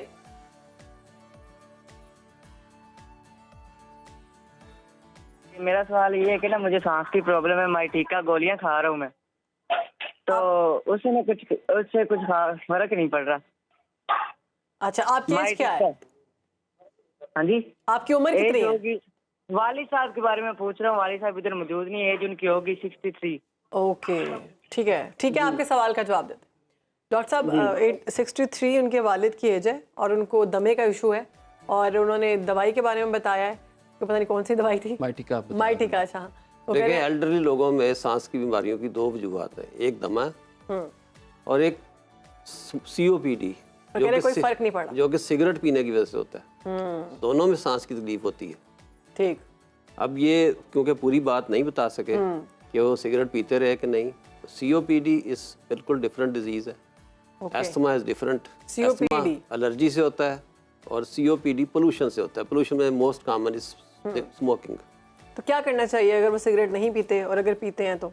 अगर सिगरेट नहीं पीते तो दमे का मसला है, और दमे के लिए उनको रेगुलर इनहेलर इस्तेमाल करने चाहिए। ओल्ड एज हो गई है, परसिस्टेंट डिजीज होगी, तो इन लोगों में कंटिन्यूसली दवाई इस्तेमाल करनी पड़ती है। इनहेलर के जरिए दवाई लें, बाकी अद्वियात के साइड इफेक्ट्स बहुत हैं। सही। और अगर वो COPD की है तो वो भी इनहेलर की फॉर्म में है, बट मेडिसिन डिफरेंट है। अच्छा, दमा के बारे में लोगों के बड़े मिसकंसेप्शंस हैं। लोग कहते हैं ये छूत की बीमारी है, हाथ लगाएंगे तो ये लग जाएगी, ऐसा है क्या? नहीं, ये बिल्कुल छूत की बीमारी नहीं है। छूत की बीमारियां सिर्फ इन्फेक्शन होती हैं, जैसे कोविड हम सब ने देखा। कंजस्टेड है, मतलब आपको इससे शदीद किस्म का मसला हो सकता है, अगर लाइक कंजेशन वगैरह। नहीं, एस्थमा फैटल डिजीज है। बेसिकली ये वाइटल ऑर्गन को इफेक्ट कर रहा है ना जी। लेकिन हमारी बॉडी में brain, heart, lungs, kidney vital organs हैं जी। जब आपका कोई और वाइटल कॉलर है ऑर्गन हमारे साथ? जी, हमारे साथ इस वक्त नदीम जावेद साहब हैं रावलपिंडी से। जी अस्सलाम वालेकुम नदीम साहब, आपका सवाल क्या है जी? अस्सलाम वालेकुम। इनका सवाल ये है कि इनको सांस की बहुत तकलीफ है। ये ऑलरेडी हार्ट पेशेंट हैं, तकरीबन 30 साल से ना। इनकी एक वॉल लीक है और एक श्लिंक है, और अभी तकरीबन 3 माह से इनको लिम्फोमा भी डायग्नोज हुआ है, और 2 ये कर चुके हैं, मतलब कीमो की डोज लगवा चुके हैं। लेकिन रात को जैसे ही लेटते हैं ना तो इनको सांस रुकना शुरू हो जाता है और ये उठ के बैठ जाते हैं ना। डॉक्टर साहब सवाल पूछना चाहें कोई आप? नहीं, मुझे समझ आ गया क्या करें। चलिए ठीक है, आपका जवाब देते हैं। बेसिकली बहुत मल्टीपल प्रॉब्लम्स जी। हैं। कैंसर के पेशेंट हैं और हार्ट के पेशेंट हैं। हार्ट की डिजीज में जब pump failure, heart is pump, तो जब पंप ब्लड पंप नहीं करेगा तो बैक लंग्स में इकट्ठा हो जाता है, तो उससे भी सांस चढ़ता है। तो सांस की सारी बीमारियां दमा नहीं होती, सही। तो उनको रात को लेटने पे सांस चढ़ता है। हार्ट के COPD मरीजों को रात को लेटने पे सांस चढ़ता है, तो वो अपनी हार्ट की अद्वियात को सेट करवाएं तो सांस ठीक हो जाएगा। अच्छा डॉक्टर साहब, ये बताइए जिनको सांस की बीमारी है, क्या वो लोग जो है आपने बताया कि जी एक्सर्शन कर लें तो उनको सांस चढ़ जाता है, सीढ़ियाँ चढ़ें सांस चढ़ जाता है, हार्ट के पेशेंट्स में भी कुछ ऐसा ही है, तो क्या वो लोग वॉक कर सकते हैं? वॉक करने में पाबंदी तो कोई नहीं है? नहीं, वॉक करने में तो कोई पाबंदी नहीं, लेकिन वॉक करने से सांस चढ़ेगा, वॉक कर नहीं ना सकेंगे। करें, रनिंग ना करें। नहीं करें। अब एस्थमा के थोड़े से मिसकंसेप्ट्स आपको ठीक कर दूं। एस्थमा एक ऐसी बीमारी है जिसके साथ आप नॉर्मल जिंदगी गुजार सकते हैं। You can play football, running और सीढ़ियाँ तो दूर छोटी बात है। रियली? तो अगर आप कोई बच्चा है, लड़का है आपकी उम्र का है, तो फुटबॉल खेल सकता है, बट प्रॉपर ट्रीटमेंट लेके कंट्रोल करना है। अच्छा, जो पुराने दौर में एस्थमा किसी को हो जाता था, उस लड़की की शादी नहीं होती, उसका ये तो दमे की मरीज है, ये कोई जॉब नहीं कर सकते थे। एक चंद प्लेयर्स क्रिकेट के रहे हैं जो एस्थमेटिक थे, ड्यूरिंग ग्राउंड भी इनहेलर इस्तेमाल कर लेते थे कभी, ठीक। वो कैप्टन तक बने। अच्छा, खातून का जो जवाब है उसमें आप क्या उनको सजेस्ट करेंगे? उन्हें चाहिए कि अपनी जो डॉक्टर साहब है, दिल के डॉक्टर हैं, उनसे अपनी अद्वियात सेट करवाएं। मोस्ट लाइकली उनका ये लग रहा है क्योंकि हार्ट की वजह से होता है, रात को लेटने से सांस ज़्यादा हो जाता है, क्योंकि लेटने से ब्लड ज़्यादातर जो टांगों में होता है वो भी ऊपर आ जाता है, अच्छा, तो उससे रात को सांस उनको ज़्यादा होता है। ठीक। अच्छा डॉक्टर साहब, मैंने खुद पर्सनली ये देखा है कि लाइक 20, 25 और 35 के दरमियान जो लोग हैं, 1-2 लोग हैं यंगस्टर्स, वो भी जब रात में सोते हैं तो उनको भी एकदम ये फील होता है कि एकदम सांस किसी ने बंद कर दिया, और कितनी देर तक वो फील होता है कि सांस सही से नहीं आ रही, इसकी क्या वजह है? बिल्कुल सही बात है। अस्थमा के मरीजों को एलर्जी तो दिन के होती है, लेकिन अलामतें आमतौर पे रात को होती हैं। अच्छा, अस्थमा अस्थमा ही है? ये अस्थमा है। अस्थमा इज बेसिकली फीमेल्स में जिस एज में आपने बताया ज़्यादा होता है। यंग बिफोर एडल्टहुड लड़कों में ज़्यादा है, फिर लड़कियों में ज़्यादा है, और मीनोपाज के बाद बराबर हो जाता है। ठीक है। तो अगर यंग बंदा और रात को सांस के लिए उठता है और वो काफ़ी देर तक सांस का मसला रहता है तो it is symptom of asthma. ठीक है डॉक्टर साहब, एक और कॉल ले लेते हैं हम जी। ज़हीर अब्बास साहब राजनपुर से हमें ज्वाइन किया जी। ज़हीर साहब अस्सलाम वालेकुम, क्या सवाल है आपका? हाँ सर, मेरा डॉक्टर ये सवाल है कि मुझे अक्सर नज़ला रहता है और सांस में तकलीफ होती है। अक्सर एक नाक है जो मेरा बंद रहता है। आप करते क्या हैं वैसे, क्या मसरूफियत है, जॉब क्या आपकी? जॉब सर मैं ऑपरेटर हूँ। आपकी उम्र कितनी है? मेरी 22 ईयर्स है सर। सर कोई सवाल पूछना चाहते हैं? हाँ, किसी मौसम में होता है या हर सारा साल ही लगा रहता है? इन्हें से अक्सर नाक एक बंद रहता है, नज़ला अक्सर होता है। जब मौसम चेंज होता है तो मुझे बुखार और खांसी वगैरह होता है, वरना मुझे अक्सर नज़ला रहता है। ये बेसिकली एलर्जी के ठीक है मरीज ज़हीर, आपका जवाब आपको देते हैं। ज़हीर साहब को एलर्जी का मसला है। एलर्जी पहले जो भी आबोहवा, एलर्जी आमतौर पे आबोहवा से होती है, लोग समझते हैं खाने पीने से है। जी। ये भी बहुत मिसकंसेप्ट है कि फ़लाँ चीज़ से फ़लाँ चीज़, खाने से 99.9% नहीं होती। ठीक है। आबोहवा में जो चीज़ें उनसे होनी है, तो पहले वो आबोहवा की चीज़ें नाक से जाती हैं तो नाक में छींकें शुरू होती है, जुकाम रहने लग जाता है। फिर वो आगे वही हवा आगे जाती है तो लंग्स में अस्थमा हो जाता है। तो वही बातें जो हम कर रहे थे कि इनको एक्सपोजर से अवॉइड करना चाहिए और प्रॉपर अद्वियात इस्तेमाल करनी चाहिए ताकि ये जो एलर्जी से सोजिश हो के स्वेलिंग हो गई है वो ना हो और ये ठीक रहे, इनका नाक खुला रहे। अच्छा डॉक्टर साहब, बच्चों में कुछ बच्चों में मैंने देखा अच्छा, है। हमारे साथ एक और गेस्ट मौजूद है, मोहम्मद नदीम लाहौर से। जी नदीम, अस्सलाम वालेकुम, क्या सवाल है आपका? वालेकुम अस्सलाम मैम, मेरा सवाल है डॉक्टर साहब से कि मेरी बेटी है जिसकी एज थी तकरीबन 3 से 4 साल, तो उनको अस्थमा की शिकायत हो गई। तो वो अभी उन्होंने कहा था कि 5 ईयर से ऊपर जब होगी तो रिकवर होना शुरू हो जाएगी। प्रॉपर उसका ट्रीटमेंट करवाया हमने, तो वो 6+ हो गई। अभी भी वो हर 2-3 माह बाद या 1 माह बाद प्रॉब्लम स्कूल में हो जाती है, घर पे बाहर खेलने से हो जाती है। तो क्या ये इसका है रिकवरी का सिस्टम या इसी तरह से ही चलता रहेगा? हमें कोई सवाल? ये बहुत नहीं बस ठीक है, आपको बता रहे हैं, आप टीवी देखते रहें। नदीम साहब, ये बहुत अच्छा सवाल किया है। अक्सर लोग कह देते हैं डॉक्टर्स रात के ये 5-6 साल की होगी, ये 12 साल का होगा बच्चा तो ठीक हो जाएगा। एक्चुअली जब बच्चा एडल्टहुड में जाता है हार्मोनल चेंजेस आती हैं, लड़का हो या लड़की हो, उस वक्त इसके ठीक होने के चांस 70% होते हैं। ठीक। अब 5 साल का बच्चा है 6, उसमें क्या फ़र्क है? 6 का या 7 का क्या फ़र्क है? But when the face changes from childhood to adulthood, तो उसमें जाके क्योंकि बॉडी में हार्मोन चेंज हो जाते हैं, वो हार्मोन उनको कंट्रोल कर लेते हैं, फिर ये ठीक हो जाता है। उससे पहले इनको चाहिए कि जब तक उसको बार बार तकलीफ होती तो उसको कंट्रोल रखें ताकि वो अपना इफेक्ट ना छोड़ सके। अच्छा डॉक्टर साहब, छोटे बच्चों में जो सांस के प्रॉब्लम हमने देखे हैं, कुछ चंद केसेस में मैंने ये भी देखा है फैमिली में कि बच्चों को स्किन एलर्जी भी साथ हो जाती है। क्या इसका कोई रिलेशनशिप है आपस में? Allergy is one disease, gene एक है। किसी को स्किन की होती है, किसी को आंखों की होती है, किसी को नोज़ की होती है, किसी को लंग्स की होती है, किसी को पेट की होती है। अच्छा। But gene is one. तो वो कई लोगों को 2-3 जगह पे होती है, स्किन की भी, आंखों की भी, नाक की भी, लंग्स की भी। अच्छा, कुछ लोगों को कुछ खाने की चीज़ों से भी एलर्जी होती है। अगर मैंने खुद अपनी फैमिली में ये देखा है कि कोई 1-2 सब्जी अगर वो खा लेते हैं, हार्ट पेशेंट है, तो उनकी सांस बंद होना शुरू हो जाती है। नहीं, मैंने कभी पहले बताया कि खाने से नहीं होती। खाने से एलर्जी होती है लेकिन पेट में होती है। मेरी अपनी फैमिली में है कि फलां चीज़ पाइनएप्पल खाया और पेट में दर्द शुरू हो गया। हो सकती है 0.1% खाने की चीज़ों से। वो तो बड़ा आसान है कि अगर आपको बताओ ये चीज़ से मुझे एलर्जी, उसको अवॉइड करें। अब जब से वो खाना नहीं खाया, वो सब्जी एक, तो उसके बाद वो मसला नहीं आया। हो सकता है, मतलब बड़ा रेयर चांस है। बट वो तो फिर इज इंटेलिजेंट। यस। अच्छा डॉक्टर, उसने नोट कर लिया, डॉक्टर को समझ नहीं आई और बंदे को समझ आ गई कि जब मैंने ये खाया, जरा डॉक्टर को तो नहीं पता ना कि क्या किया, क्या खाया। अच्छा, ये मरीज हमारे से सवाल पूछते हैं अक्सर आके कि डॉक्टर साहब हमें किस चीज़ से allergy? How doctor can tell you. Exactly. ये तो आपने ही बताना है कि डॉक्टर साहब जब से बिल्ली रखी है मुझे एलर्जी होगी, जब से तोता रखा है एलर्जी। अच्छा, ये चीजें भी इफेक्ट करती हैं जो पेट्स का आजकल बड़ा रुझान आ गया, बिल्ली रख ली, कुत्ता रख अगर लिया। उससे एलर्जी हो गई तो फिर हो सकता है, अगर नहीं है तो फिर ठीक है। लेकिन कहा जाता है कि बिल्ली जो है वो उससे बड़ी खतरनाक किस्म की एलर्जी भी होती है अगर वो वैक्सीन ना टाइम पे किया जाए।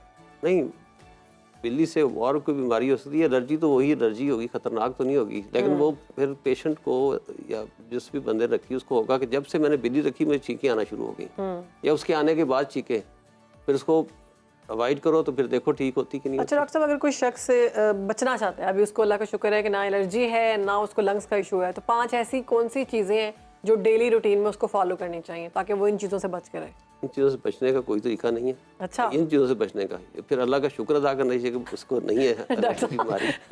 मतलब ऐसी कोई चीज़ लाइफस्टाइल ऐसा नहीं, ऐसा नहीं है। चलिए हमारे साथ कॉलर मौजूद है मुल्तान से, अली बताइएगा क्या सवाल है आपका? अली सुन पा रहे? जी वालेकुम सलाम जी। डॉक्टर साहब, मेरा सवाल ये है कि मुझे भी ये एलर्जी का मसला था, तो मेरा नाक की हड्डी का एक मसला है, एक साइड पे बंद रहता है। उसके बाद मेरे तीनों बेटियों को ये प्रॉब्लम है। तो छोटी छोटी बेटी है, तकरीबन है 5 साल की, तो उसको मसला ये है कि दोपहर को ठीक रहती है, रात को वही मसला हो जाता है उसको। हर 2-3 महीने के बाद उसको यही मसला, तो तकरीबन सेम टू सेम यही मसला है। बड़ी बेटी है, वो 7 साल की थी, तो डॉक्टर ने कहा ये हो जाएगी अब ठीक, उसको भी वही मसला हो जाता है। तो आया कि मेरा सवाल ये है, क्या ख्याल है कि इसका आगे है फ्यूचर में इसका कोई मुझे नहीं? देखें, आपको भी एलर्जी है, जो कुछ मैं अभी कह रहा था आपने वो सारे को कंफर्म कर दिया खूबसूरत क्वेश्चन के साथ। बिल्कुल, आपने स्टार्ट में कि आपको भी एलर्जी है, आपके बच्चों को भी एलर्जी है, जीन्स में आता है, जीन्स में आता है, यही मैं कह रहा था। तो अब प्रॉब्लम ये है कि आप फैमिली को एलर्जी है, तो एलर्जेंस ढूंढने के लिए आपको पहले अपने घर में तलाश करें। तो आपने घर में कारपेट रखे हुए हैं, कोई ऐसी चीज़ें हैं जिससे कि एलर्जी हो रही सबको, उन चीज़ों को चेंज करें ताकि एलर्जेंस का एक्सपोजर कम हो, तो आप लोग ठीक रहें। ये ज़रूर एलर्जी का जीन तो हो सकता है, लेकिन ये नहीं है कि आपको एलर्जी भी हो जाए। अच्छा। और अगर एक फैमिली को, पेरेंट्स को है, तो ये ज़रूरी नहीं उसके सारे बच्चों को, किसी एक नस्ल को पूरी को छोड़ जाती है बाज़ का, किसी एक को हो सकती है, सबको भी हो सकती है। ठीक है। अच्छा डॉक्टर साहब, सवाल ये है कि जैसे आपने कहा कि खाने से तो कुछ नहीं होता, खाने से तो पेट का मसला होगा ना, या पेट की एलर्जी होगी, लेकिन सांस का नहीं होगा उस तरह से। लेकिन कुछ लोग रेयरली हो सकता है। लेकिन कुछ लोग कहते हैं जी केला ना खाएं रेशा बढ़ेगा, दही ना खाएं गला खराब होगा और सांस का मसला हो जाएगा। और इस पे आप बताएं थोड़ा सा कि ये जो एस्थमेटिक लोग हैं, ये सारे मिसकंसेप्शन। अच्छा, सारे मिथ्स हैं कि हमें देखें, कुछ इल्म सारा हम कुछ साइंस से पढ़ा है, कुछ हम सीना बसीना पेरेंट्स से ले रहे हैं। हर घर में ये बताया जाता है खांसी हो चावल नहीं खाने, बिल्कुल केला नहीं खाना, सब कुछ खा सकते हैं, नहीं खाना, एवरीथिंग यू कैन। क्या बात है, ऐसे डॉक्टर की मुझे जिंदगी में जरूरत थी जो कहे कि कुछ भी आप खा सकते हैं। लेकिन अगर एक्सट्रीम्स ऑफ जैसे गर्म खा ली, बहुत ठंडी खा ली, बहुत खट्टी चीज खा ली, तो वो आपके गले को डैमेज करती है। राइट, उससे इन्फेक्शन होने का खतरा है। ठीक, इन्फेक्शन होगी तो एलर्जी ट्रिगर हो जाएगी। बहुत शुक्रिया प्रोफेसर डॉक्टर अशरफ जमाल साहब हमारे साथ मौजूद थे और बहुत ज़बरदस्त और फ्रूटफुल सेशन रहा। आप लोगों के क्वेश्चंस भी लिए, जवाब देने की कोशिश की। हम कोशिश करते हैं कि आपकी मसाइल जो हैं उसको हल करें। एक छोटी सी ब्रेक के बाद हाजिर होते हैं।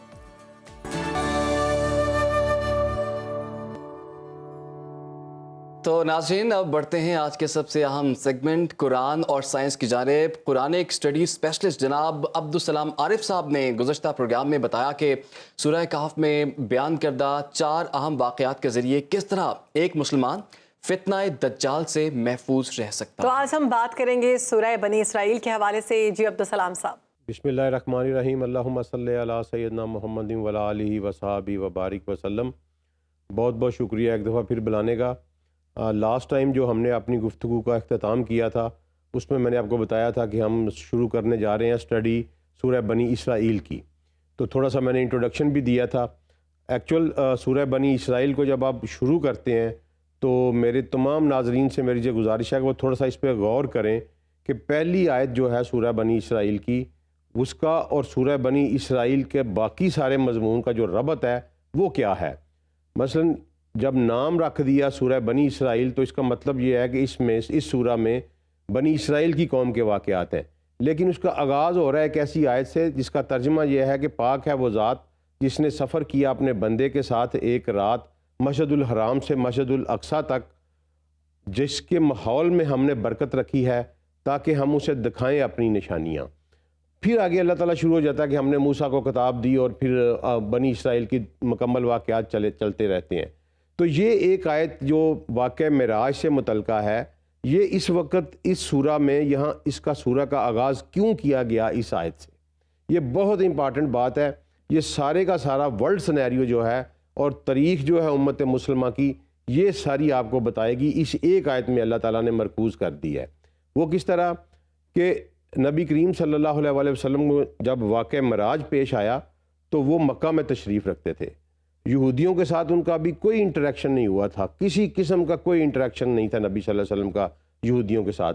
लेकिन इसके बावजूद ये सूरा में का आगाज़ जो है वो एक ऐसे सफ़र से किया गया जिसमें ये ऐलान किया गया कि ये तौहीद के ये दोनों मराकज़ हैं, इस पे जो बनी इसराइल को सरफराज किया गया था, आज के बाद इंसानियत के ऊपर बनी इसराइल की जो सरदारी है उसको मुअत्तल किया जाता है और इंसानियत की सरदारी जो है वो मोहम्मद मुस्तफ़ा सल्लल्लाहु अलैहि वसल्लम और उनकी उम्मत को दी जा रही है। ये बनी इसराइल की सूरह शुरू करने से पहले इस आयत को बयान करने का मतलब ये था कि नबी करीम सल्लल्लाहु अलैहि वसल्लम के नबूवत के बाद बनी इसराइल की सरदारी ख़त्म और उम्मत मुसलमा की सरबराही जो है वो उम्मत मोहम्मदी को दी गई है। उसके बाद दूसरा ऐलान इसमें यह था कि ये एक सफ़र था जो बहुत लंबा सफ़र था, लेकिन चंद लम्हों में तय हुआ कि आज के बाद इंसानियत आहिस्ता आहिस्ता तरक्की करती हुई इस मामले पर पहुँचेगी जहाँ ज़मीन के फासले सुकेड़ दिए जाएंगे और महीनों का सफ़र जो है, सालों का सफ़र जो है वो घंटों में तय हुआ करेगा। ये एक बहुत बड़ी मौजज़ा था और इंसानियत को ये पैगाम था कि आज के बाद दुनिया जो है वो मुख्तलिफ सिमत के ऊपर चलेगी और उसके जो रूल्स और कानून होंगे वो मुख्तलिफ होंगे। अब बनी इसराइल की जो अहमियत है वो बहुत ज़्यादा है। उसकी वजह यह है कि ये वाहिद कौम है जो हमारे नबी सल्लल्लाहु अलैहि वसल्लम के साथ ज़ाती दुश्मनी रखती है और सबसे बड़ा दुश्मन अगर इस्लाम का और उम्मत मुहम्मदी का कोई है तो ये मलून कौम है। इसलिए जब दुश्मन के साथ आपने डील करना है तो हमें इसकी साइकोलॉजी पढ़नी पड़ेगी, हमें इनकी तारीख़ पढ़नी पड़ेगी, हमें इनका हाल पढ़ना पड़ेगा और हमें ये देखना पड़ेगा कि हमारे अल्लाह और हमारे रसूल ने हमें क्या बताया इनके मुस्तकबिल के बारे में। तो सबसे पहले हम जाएंगे इनकी तारीख़ की तरफ। देखें, जब अल्लाह ताला ने ज़मीन पर आदम को खलीफा बनाया तो उसके डिफरेंट फेजेस हैं जब हम स्टडी करते हैं। आदम से लेकर नूह तक एक दौर है जिसमें इंसानियत अपनी प्रिमिटिव स्टेज से तरक्की करती करती आगे बढ़ती आई। नूह के बाद जब एक दफ़ा नूह के वक़्त सैयदना नूह अलैहिस्सलाम के ज़माने में पूरी दुनिया के ऊपर एक दफ़ा जब सुहागा फेर दिया गया सैलाब की शक्ल में, तो उसके बाद नई सिविलाइजेशन जो है वो उठाई गई। नूह से लेकर इब्राहीम अलैहिस्सलाम का एक दौर है और ये दौर पता नहीं कितने हज़ार सालों पे मुहीत है, हम उसे डिटेक्ट नहीं कर सकते क्योंकि इसी सूरह की 17वीं आयत में अल्लाह ताला ने कहा है कि हमने नूह के बाद बहुत सारे क्राइन तबाह कर दिए। क्राइन ज़माने को कहते हैं, तो बहुत सारे ज़माने जो सिविलाइजेशंस थी अल्लाह कहते हैं मैंने नूह के बाद तबाह की। खाली नूह वाली तबाह नहीं की, नूह के बाद भी बहुत सारे ज़माने तबाह किए और हिस्ट्री में उनका रिकॉर्ड नहीं है। इसलिए जब इब्राहीम अलैहिस्सलाम का दौर आया तो उस वक़्त हम देखते हैं कि इंसानियत जो है वो सिविलाइजेशन की पीक पे चली गई हुई थी। किस तरह कि अफ्रीका में जो थी वो इजिप्शियन सिविलाइजेशन पूरी तरह अपने कदम जमा चुकी थी। एशिया में जो थी वो मेसोपोटामियन, जिसको हम बाबल और नैनवा की तहजीब कहते हैं, ये छाई हुई थी। इंडिया में जो है वो आर्यन सिविलाइजेशन इस्टेब्लिश हो चुकी थी। अमेरिकन कॉन्टिनेंट्स के ऊपर मायन सिविलाइजेशन इस्टेब्लिश हो चुकी थी और ऑस्ट्रेलियन कॉन्टिनेंट के ऊपर एब्रोजियन सिविलाइजेशन थी। ये इब्राहीम अलैहिस्सलाम के दौर में तमाम सिविलाइजेशन थी जो कि इंसान मुहज़्ज़ब हो चुका था, सिविलाइज्ड हो चुका था और अब अपना सफ़र एक नई मंजिल की तरफ शुरू करने जा रहा था। इसलिए अल्लाह ताला ने इब्राहीम अलैहिस्सलाम को डिफरेंट टेस्टों से गुजारा, डिफरेंट ट्रायल से गुजारा और उन ट्रायल से गुजारने के बाद जब इब्राहीम अलैहिस्सलाम उन तमाम इम्तिहानात में कामयाब हो गए तो अल्लाह ताला ने उन्हें एक डिग्री अता की और ये कहा कि ए इब्राहीम, मैंने तुम्हें इंसानों का इमाम बना दिया है। अब ज़रा गौर कीजिएगा कि मुसलमानों का इमाम नहीं कहा, बनी इसराइल का इमाम नहीं कहा, बनी इस्माइल का इमाम नहीं कहा, किसी कौम का इमाम नहीं कहा। अल्लाह ने इब्राहीम को कहा कि मैंने तुम्हें इंसानों का इमाम बना दिया है, कि आज के बाद जो भी इंसान की सरदारी होगी वो इब्राहीम अलैहिस्सलातु वस्सलाम की नस्ल से ही आएगी। तो इब्राहीम ने उसके जवाब में दुआ की कि या अल्लाह मेरी नस्ल को भी बनाना, मेरी औलाद को भी। तो अल्लाह ने कहा कि जो ज़ालिम होंगे आपकी औलाद में से, यानी जो शिरक की तरफ जाएंगे, उनके साथ मेरा कोई वादा नहीं, और जो नेक होंगे मैं उनको तुम्हारी औलाद में सियादत देता रहूँगा। अब अल्लाह ताला ने कुरान पाक में हमें भी यही के हुक्म दिया है कि मिल्लता अबीकुम इब्राहीम, कि तुम अपने बाप इब्राहीम की मिल्लत हो। अल्लाह ने लफ्ज़ मिल्लत यूज़ किया है, कौम यूज़ नहीं किया, उम्मत यूज़ नहीं किया, मिल्लत का लफ्ज़ यूज़ किया है। मिल्लत क्या होता है कि वो लोग जो एक ही आइडियालॉजी के ऊपर हों उनको मिल्लत कहते हैं, चाहे वो अफ्रीका में रहते हों, चाहे वो अमरीका में रहते हों, चाहे एशिया में रहते हों, लेकिन अगर उनकी आइडियालॉजी एक है तो वो एक मिल्लत है। तो मेरे फ़ख्र के लिए ये काफ़ी है कि मैं इब्राहीम की रूहानी औलाद हूँ। मुझे इसके अलावा कोई टाइटल नहीं चाहिए, मुझे किसी किस्म का कोई रूहानी बाप अपना नहीं चाहिए। मेरा फादर ऑफ द नेशन, मेरा रूहानी बाप जो है वो इब्राहीम है, और ये मेरे लिए फ़ख्र की बात है। तो इब्राहीम अलैहिस्सलाम को जब अमामत दी गई तो उनके दो बेटे थे, एक सैयदना इसहाक अलैहिस्सलातु वस्सलाम और एक सैयदना इस्माइल अलैहिस्सलातु वस्सलाम। तो अल्लाह ने पहला जो सीरीज़ चलाई वो सैयदना इसहाक अलैहिस्सलाम के आगे बेटे थे यकूब। यकूब जो थे वो चूँकि इब्राहीम के पोते थे, उनके बेटे वो ये सारे सेटल थे। कनान उस वक़्त उसको कहते थे, जो आज का सीरिया, फ़लस्तीन वाला, लेबनान, शाम और फ़लस्तीन का एरिया है, यहाँ ये सारे सेटल थे। इनका एक बेटा जो था यूसुफ अलैहिस्सलातु वस्सलाम, वो हादसाती तौर पर मिस्र में पहुँचा। फिर अल्लाह ने वहाँ अपनी उसके ऊपर उस अपने शाहकार हुसन जो थे यूसुफ, उनके ऊपर अपनी कुछ निशानियाँ ज़ाहिर की। उन निशानियों की वजह से वो वहाँ तरक्की करता हुआ मिनिस्टर यानी वज़ीर के मकाम तक पहुँचे यूसुफ अलैहिस्सलातु वस्सलाम, और फिर उन्होंने अपनी फैमिली को मिस्र में मंगवा लिया। मिस्र में यकूब अलैहिस्सलातु वस्सलाम के बेटों से आगे नस्ल चलती रही, सदियाँ बीतती रहीं, वहाँ ये कौम बनी और ज़माने के हवादस ने इनको ग़ुलाम बना दिया वहाँ पे बादशाहों का। तो ये वहाँ ग़ुलामी की ज़िंदगी बसर करते रहे। उस हालत में भी इनके दरमियान पैगंबर आते रहे, दुनिया के दूसरे हिस्सों में भी पैगंबर आते रहे, और यकीनन वो इब्राहीम की औलाद में से थे, क्योंकि इब्राहीम के बाद दुनिया में कोई पैगंबर इब्राहीम की औलाद से बाहर नहीं आया। चाहे वो मायन सिविलाइजेशन में कोई पैगंबर आया होगा, वो आरियंस में आया होगा, वो एब्रोजियंस में आया होगा, वो जहाँ कहीं भी आए, क्योंकि अल्लाह ने ये कुरान पाक में वाज़े कहा है कि मैंने हर बस्ती में पैगंबर भेजा, और मैं किसी इंसानों की किसी बस्ती को उस वक़्त तक हलाक नहीं करता जब तक मैं अपना रसूल भेज के उनके ऊपर तमाम हुज्जत नहीं कर लेता। तो इसलिए ये यकीनन अमर है कि तमाम अंबिया, तमाम लोगों की, हमें नहीं पता कि कितने आए, लेकिन दुनिया के हर खित्ते में अल्लाह ताला ने अंबिया मबूस फरमाए। तो वो इब्राहीम के बाद वो सारे के सारे इब्राहीम की नस्ल से थे। लिहाजा यहाँ जो नस्ल चली वो इसहाक अलैहिस्सलातु वस्सलाम की आगे चलती रही, और जो इस्माइल अलैहिस्सलातु वस्सलाम की नस्ल थी उसको अल्लाह ताला ने बिल्कुल एक साइड पे रखा। उनको उम्मीयीन कहा इसलिए जाता है, लोगों ने, ये हमारे तर्जमा करने वालों ने बड़ा जुल्म किया और गलत तर्जमा किया कि उम्मी उसको कहते हैं जो पढ़ा लिखा ना हो। बिल्कुल नहीं, उम्मी उसको कहते हैं जो अपने प्रिमिटिव कल्चर के ऊपर ज़िंदा रह रहा हो, जिसके ऊपर कभी कोई इन्वेजन ना हुई हो, किसी ने कोई कब्ज़ा ना किया हो, जो कभी किसी की ग़ुलामी में ना रहा हो, जो कभी किसी की ज़ेर तसल्लुत ना रहा हो, और उनका अपना कल्चर उसी तरह मौजूद हो जिस तरह के प्रिमिटिव पहले अंदाज में मौजूद था, उनको उम्मी कहते हैं। तो ये उम्मीन थे लोग, इनको अल्लाह ने अलहदा रखा। इसहाक अलैहिस्सलातु वस्सलाम की औलाद में अल्लाह ने नस्लें भी चलाईं और तहज़ीब भी चलाई। तो वहाँ आके जब देखा तो मूसा अलैहिस्सलातु वस्सलाम को जब मिस्र में मबूस किया गया तो यहाँ से इनका एक सेकंड फेज़ शुरू होता है।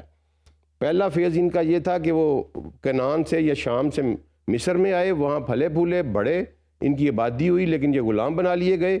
और उसके बाद फिर इनके मूसा अलैहिस्सलाम को जब मबूस किया गया तो मूसा अलैहिस्सलाम ने इनको आज़ादी दिलाई और अल्लाह ताला ने वहाँ इन पर करम किया। और इनको अल्लाह ताला ने कुरान में वाज़े तौर पर यह कहा कि मैंने तुम्हें आलमीन पर फजीलत दी थी, यानी इसमें कोई शक नहीं कि ये बहुत आला किस्म के लोग थे। इनको अल्लाह ने आलमीन पर फजीलत दी, इनके के लिए मनो सलवा उतारा गया, आसमान से पके पकाए खाने उतरते थे, उसके अलावा पत्थरों से इनके लिए चश्मे निकाले गए।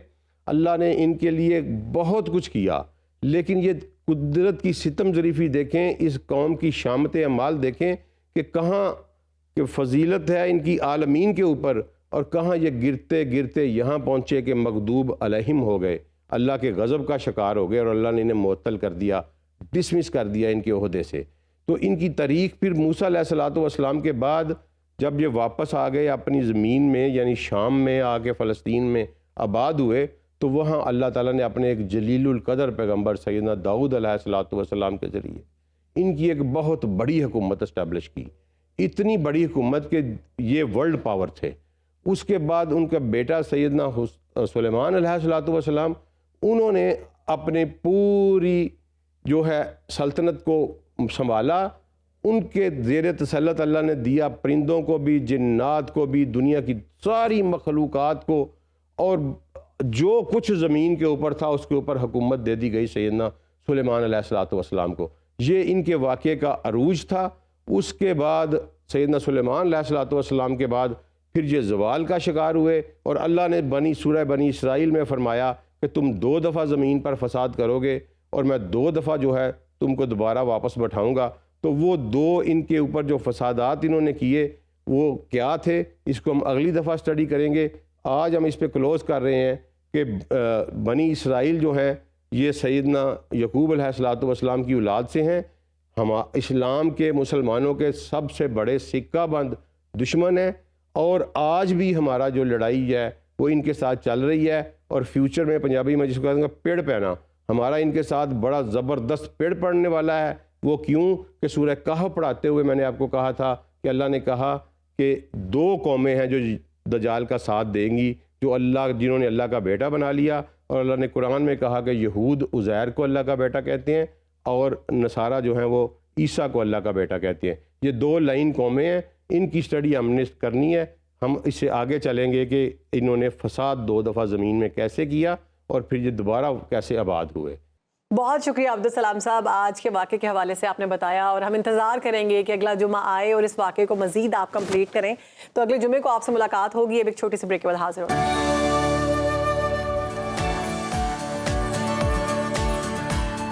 तो जनाब अब हम आप लेकर चलते हैं आपको अपने उस सेगमेंट की जानिब जो हम सबके दिलों के बहुत करीब है। सुनो, हमारी जान है पाकिस्तान के शुमाली इलाका जात तो मुझे बहुत ज़्यादा पसंद है और मैं हर उस मकाम पे जाना चाहता हूँ जहाँ पे एटलीस्ट मोबाइल सिग्नल्स ना आते हो। अच्छा, ताकि बिल्कुल दुनिया से बिल्कुल फोकस होके आप कुदरत को देखें, वहाँ एंजॉय करें। आपके पास इतना ज़्यादा टाइम होता है, मोबाइल जो है वो टाइम किलिंग करता है आपकी। बिल्कुल। तो मैं कहता हूँ कि पीछे सब चीज़ें छुट्टियाँ लेकर आए ऑफिस से भी, ताकि कोई कॉल ना आए, घर वाले आपके साथ हों, आप एंजॉय करें, आप पहाड़ देखें, आप दरिया देखें, आप तो मेरे पास अच्छे ऐसी खाने एक खाएं जगह है जहाँ पर आप जा सकते हैं और मोबाइल फोन्स बंद करके भी जा सकते हैं, सिग्नल्स शायद वहाँ पर आते हैं। तो आप सबके लिए भी एक ऐसी जगह आज लेकर आए हैं, कुदरती हुस्न से जो माला माल है। सरजमीन पाक का हर एक खित्ता काबिल दीद और काबिल तारीफ़ है। आज हम आपको वतन अजीज़ के सियाहती मकाम के बारे में बताएंगे जहाँ कुदरत अपनी भरपूर अनाइयों के साथ जलवे बिखेर रही है। जी हाँ, हम बात कर रहे हैं फितरत की, तारीख की और सकाफत के हसीन संगम की। किराना पहाड़ियों का जिक्र है। ये सरगोदा से चिन्योट तक फैली ये पहाड़ियाँ दुनिया भर को दावत नज़ारा दे रही हैं।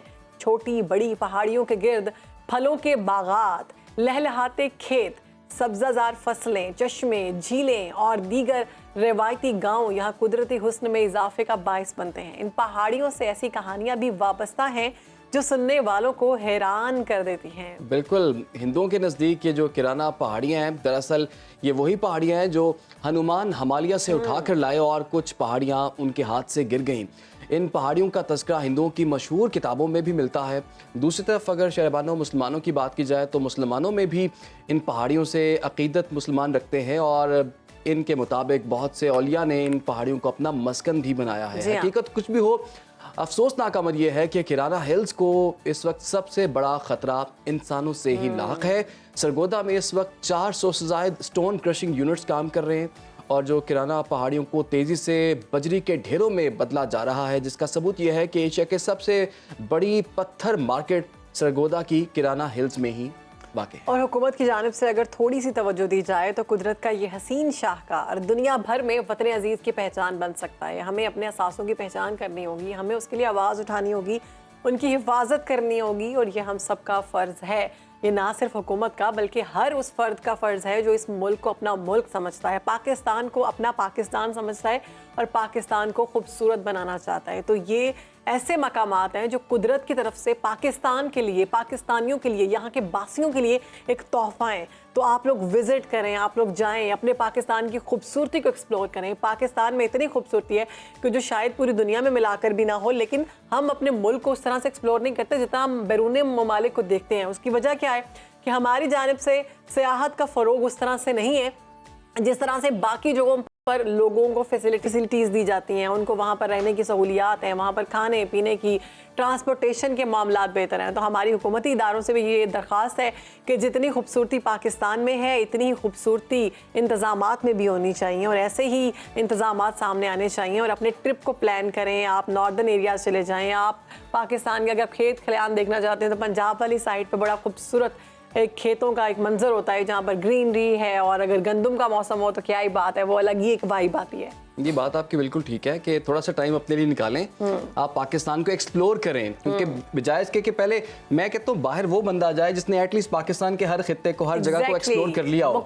यहाँ तो देखा नहीं होता, लेकिन बाहर स्विट्जरलैंड जाना है जी, फ्रांस जाना है, ये यूरोपीय कंट्रीज जाना है, अमेरिका जाना है, इटली जाना है, टर्की जाना है, जरूर जाएं, जरूर जाएं, मगर पहले अपने मुल्क को एक्सप्लोर करें, अपने इतना खूबसूरत मुल्क है, ये एक मौजज़े से कम नहीं है, और एक तोहफा ही है तमाम लोगों को कि इतना करीब करीब आपको इतनी खूबसूरत चीज़ें जो हैं वो देखने को मिलती हैं, खूबसूरत मनासिर देखने को मिलते हैं। पाकिस्तान दुनिया के खूबसूरत तरीन ममालिक में इसका शुमार और दूसरा चारों मौसम यहाँ पर पाए जाते हैं। यहाँ पर सर्दी है, गर्मी है, बहार है, और इसके साथ साथ आपको हर तरह की फैसिलिटीज़ महसूस होती हैं कि आप, यानी अगर आपका दिल कर रहा है कि आप अभी ठंड लेना चाहते हैं तो आप नॉर्दर्न एरियाज़ में चला जाएं, गर्मी अगर महसूस करना चाहते हैं तो आप सिंध में चले जाएं। तो हमारे इस प्रोग्राम से हमें दीजिए इजाज़त, इंशाल्लाह आपसे मुलाकात होगी अगले प्रोग्राम में। तब तक के लिए रखिए अपना ख्याल। अल्लाह हाफ़िज़।